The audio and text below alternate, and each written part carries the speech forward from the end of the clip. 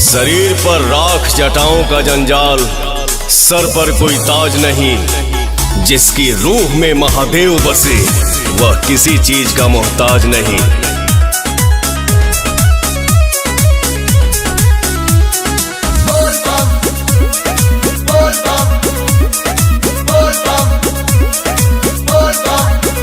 आजकल इग्नोर करो तारा, भगत के कुछ और करो तारा। सब बुझाता हमरा हो। आजकल इग्नोर करो तारा, भगत के कुछ और करो तारा। जब के पियो तारा गजाए राजा, भाव न देला मोरा बाके। डोंट डिस्टर्ब मी पगली। अच्छा सावन के बाद आके मिली है ये सोना, सेवा में बनी भोले बाबा के।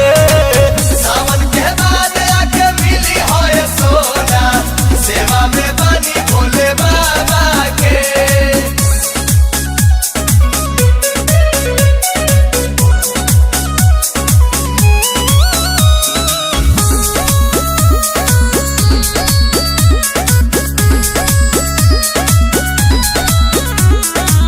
ऐसे तो जहन रहत रहला हमरा बिरिये, अब घर बार ताहर भइल बा मंदिरिये। ढोल ले बाबू काओ हाथा से लाई बेल पाता नु हो, भसम लगाइले माथा नु हो। भांग के भोजन करेला दोनों बेरा, भाव मिठाई न डाबा के। आई डोंट लाइक मीठा। सावन के बाद आके मिली हो ये सोना, सेवा में बनी भोले बाबा के। सावन के बाद आके मिली हो ये सोना, सेवा में बनी भोले बाबा के। मृत्यु का भय उनको है जिनके कर्मों में दाग है। हम महाकाल के भक्त हैं गुरु, हमारे खून में ही आग है।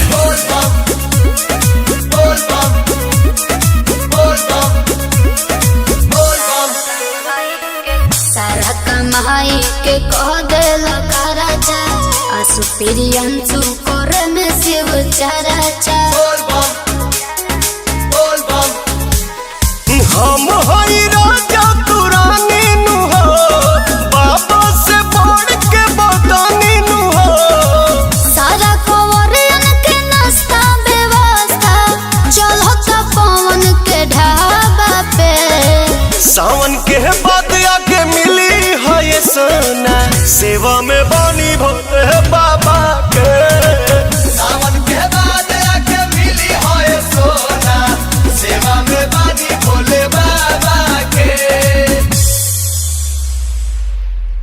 सावन के बाद आके मिली है ये सोना, सेवा में बनी भोले बाबा के।